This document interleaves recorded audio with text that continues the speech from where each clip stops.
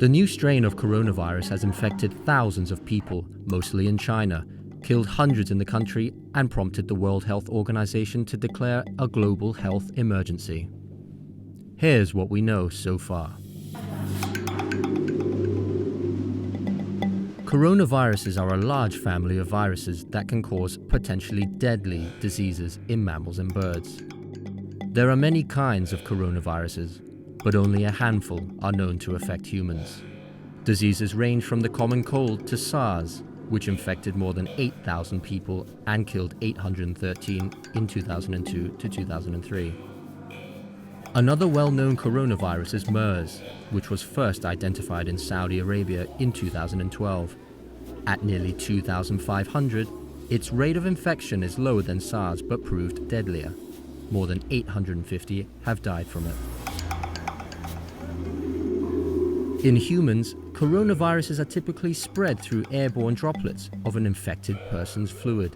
It's believed SARS, MERS, and this new virus were first transmitted from animal to human, before being spread between humans.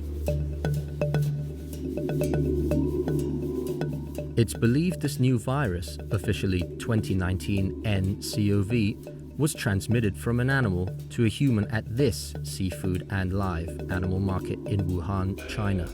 Most of the people first infected with the virus had been to the market, which has been shut down. Since then, the virus has spread to others who had not been to the market. The number of human-to-human transmissions is rising. So far, officials are basing much of their knowledge of the coronavirus on what they know about the others. According to the World Health Organization, signs of infection include a fever, cough, and breathing difficulties. More severe symptoms include pneumonia and kidney failure. But since a lot of the symptoms resemble that of the common flu, the only real way to know if you've been infected is to be tested. There is no specific cure for this new virus, but there are treatments available for many of its symptoms.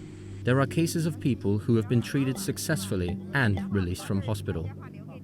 Antibiotics are not effective because they only work against bacteria, not viruses. But patients hospitalized for coronavirus may receive antibiotics because bacterial co-infection is possible.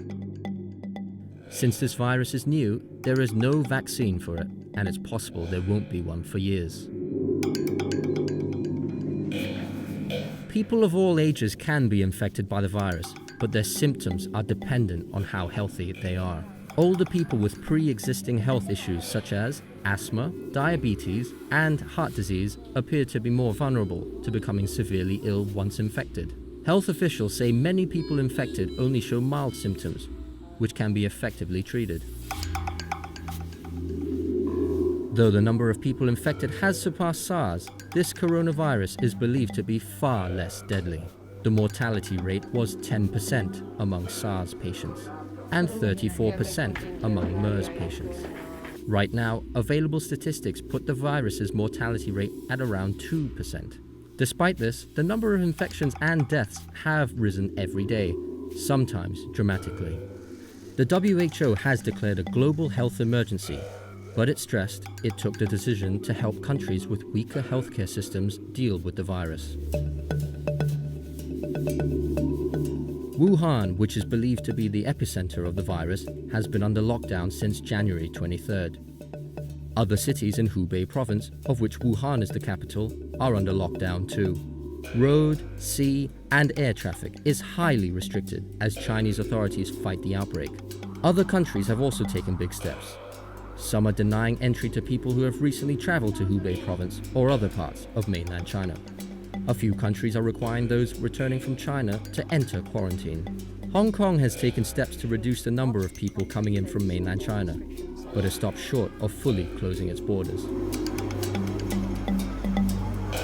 Health officials say the best way to avoid the new coronavirus is to take the same measures you would use to protect yourself against the flu. Avoid close contact with anyone with a cough or fever. Wash your hands thoroughly and regularly, and wear a surgical mask when going out. Cover your mouth when you cough or sneeze with a tissue and dispose of used tissues in a trash bin right after you use them. And if you start to feel ill or show any symptoms, see a doctor right away. Common sense and extra vigilance are the key to minimizing your chances of infection.